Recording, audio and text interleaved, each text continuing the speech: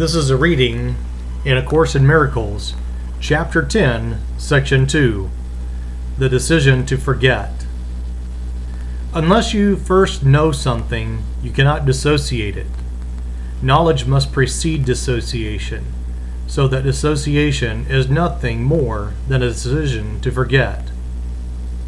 What has been forgotten then appears to be fearful, but only because the dissociation is an attack on truth. You are fearful because you have forgotten, and you have replaced your knowledge by an awareness of dreams because you are afraid of your dissociation, not of what you have disassociated. When what you have dissociated is accepted, it ceases to be fearful. Yet, to give up the dissociation of reality brings more than merely lack of fear. In this decision lie joy and peace and the glory of creation. Offer the Holy Spirit only your willingness to remember, for He retains the knowledge of God and of yourself for you, waiting for your acceptance. Give up gladly everything that would stand in the way of your remembering, for God is in your memory.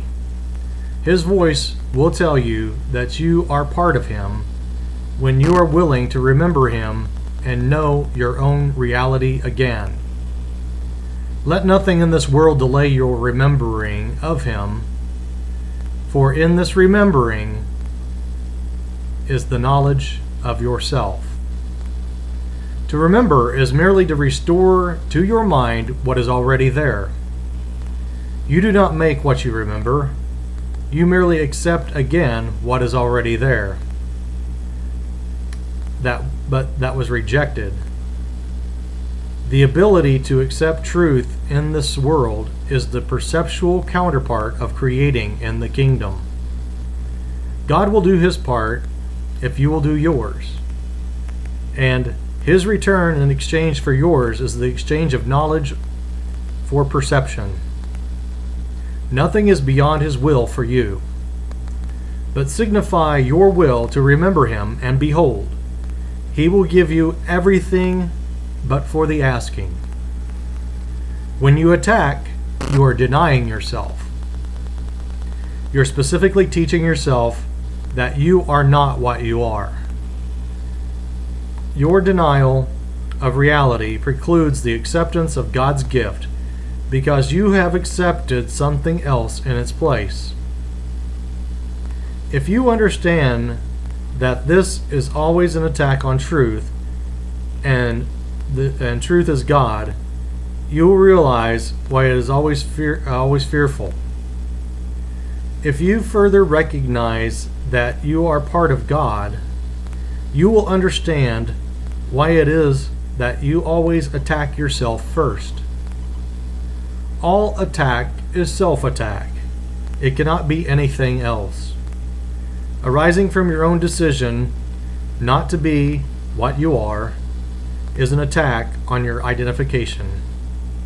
Attack is thus the way in which your identification is lost, because when you attack, you must have forgotten what you are. And if your reality is God's, when you attack, you are not remembering Him. This is not because He is gone, but because you are actively choosing not to remember Him. If you realize the complete havoc this makes of your peace of mind, you could not make such an insane decision. You make it only because you still believe in it, believe it can get you something you want. It follows then that you want something other than peace of mind, but you have not considered what it must be. Yet the logical outcome of your decision is perfectly clear if you will only look at it. By deciding against your reality, you have made yourself vigilant against God and His kingdom. And it is this vigilance that makes you afraid to remember him. That is the end of the reading of a chapter 10, section 2 in A Course in Miracles.